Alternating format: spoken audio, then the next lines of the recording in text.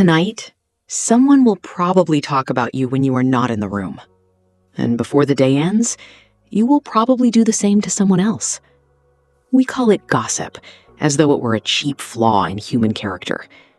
But some researchers believe this habit helped our ancestors maintain alliances, punish cheaters, and organize groups no other primate could control. Gossip may not be the ugliest thing humans do. It may be one of the reasons we rule the world. Most of us imagine gossip as a moral failure, a whispered insult, a rumor passed between people with too much time and too little kindness.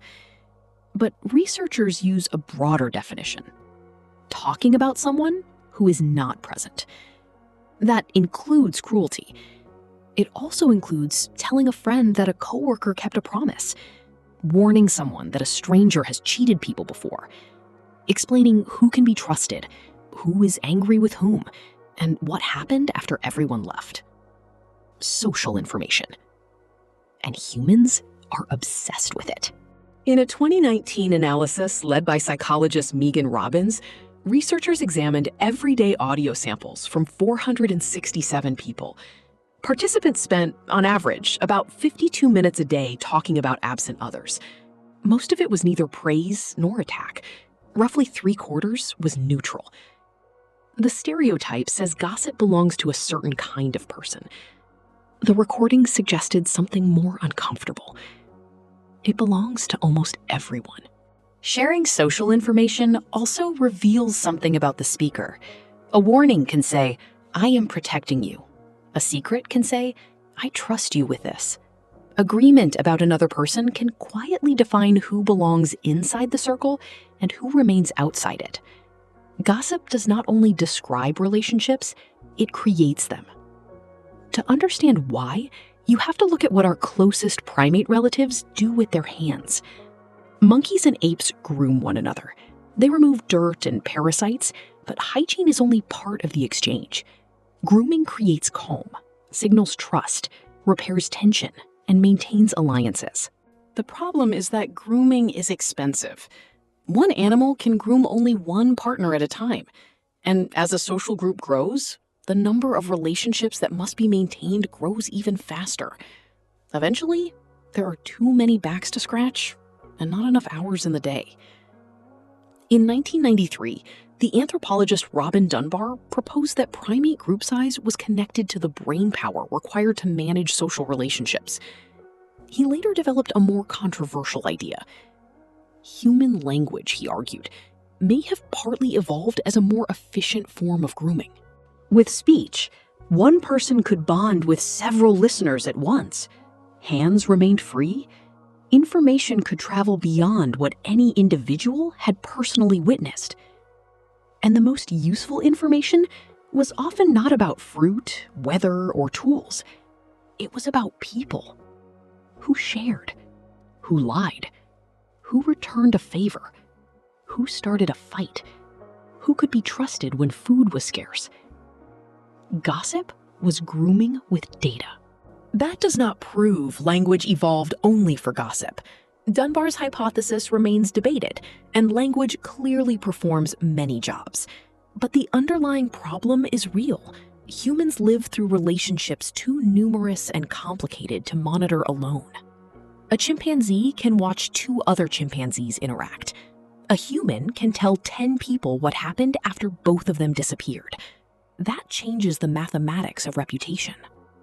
Imagine a small community before contracts, databases, police records, or customer reviews. You need help carrying food. You need someone to watch a child.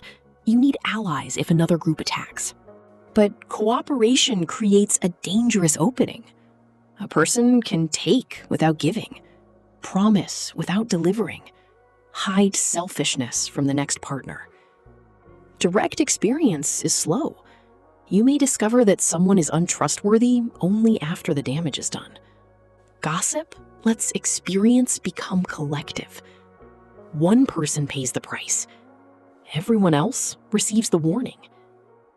Your reputation begins traveling into rooms before you enter them. This creates what researchers call indirect reciprocity. People do not respond only to what you did to them, they respond to what they heard you did to somebody else.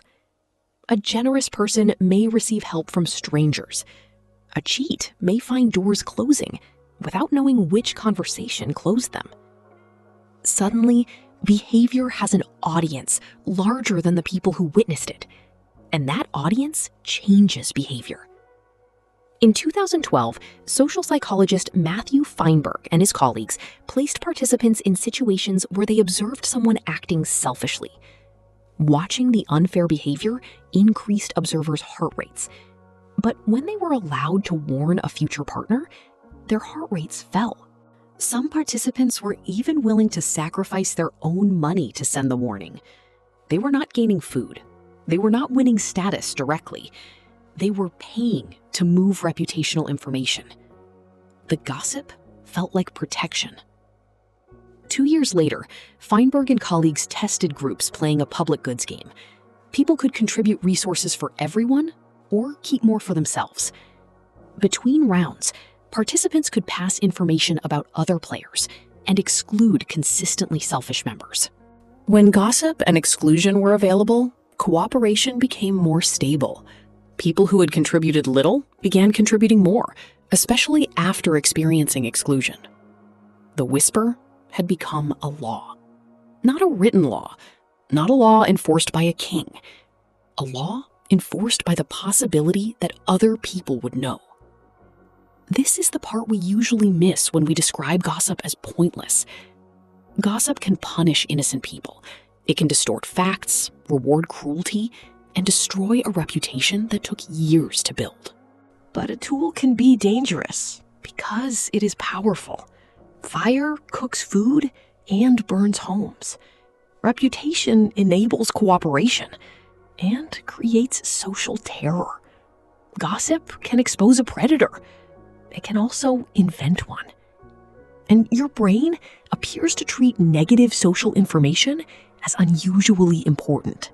In a 2011 experiment published in Science, researchers paired faces with positive, neutral, or negative gossip.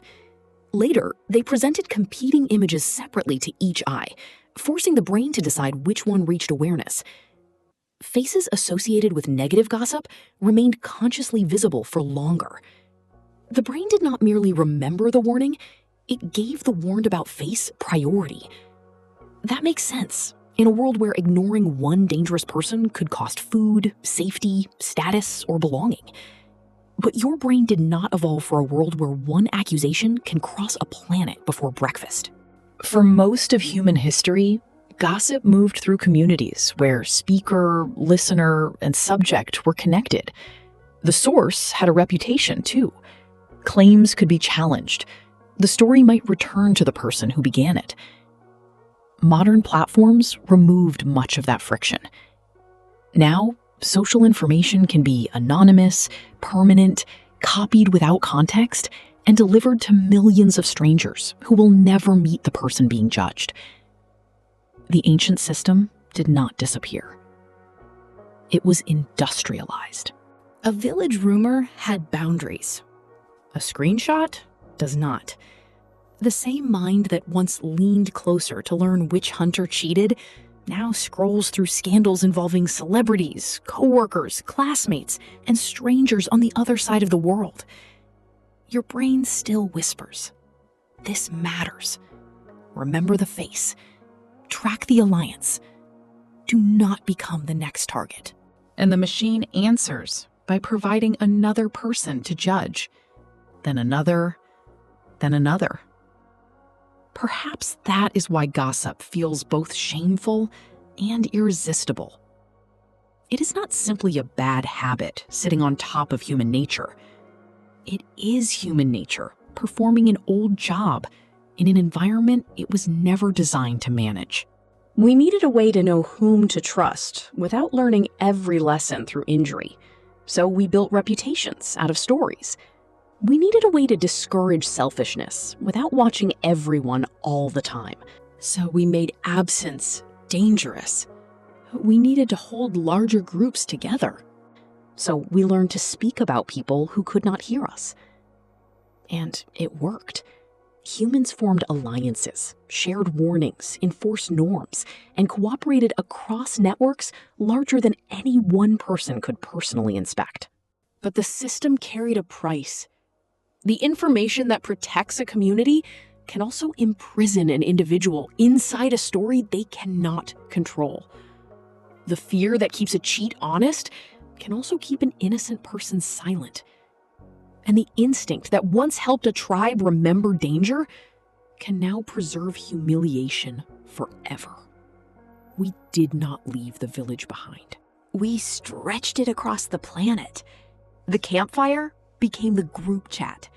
The whispered warning became the permanent post.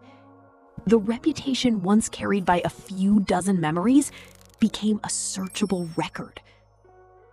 We traded the limits of local gossip for the power of global judgment. And somewhere, in a room you are not in, your name is being spoken. Just as someone else's name is being spoken by you.